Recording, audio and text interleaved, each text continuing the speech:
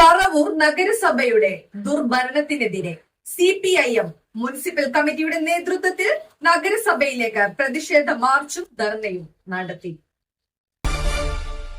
This news brought you by Kalpaka weddings, North Paravur. നീണ്ട 15 വർഷത്തെ വികസന മുരടിപ്പിന്റെയും അഴിമതിയുടെയും നഗരസഭാ ഭരണത്തിനെതിരെയും CPIM മുനിസിപ്പൽ കമ്മിറ്റിയുടെ നേതൃത്വത്തിൽ നഗരസഭയിലേക്ക് പ്രതിഷേധ മാർച്ചും ധർണയും നടത്തി. CPIM ജില്ലാ സെക്രട്ടറി S. സതീഷ് സമരം ഉദ്ഘാടനം ചെയ്തു.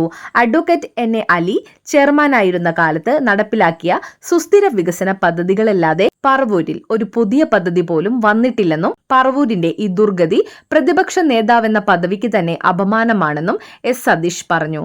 CPIM ഏരിയ കമ്മിറ്റി അംഗം KA വിദ്യാനന്ദൻ അധ്യക്ഷനായി. ജില്ലാ കമ്മിറ്റി അംഗം PS Shaila, area secretary TV Nithin, committee അംഗങ്ങളായ TR Bose, TS Rajan, KJ Shine, NS Anilkumar, MR Reena, local സെക്രട്ടറിമാരായ CP ജയൻ, MP ഏഞ്ചൽസ് എന്നിവർ സംസാരിച്ചു.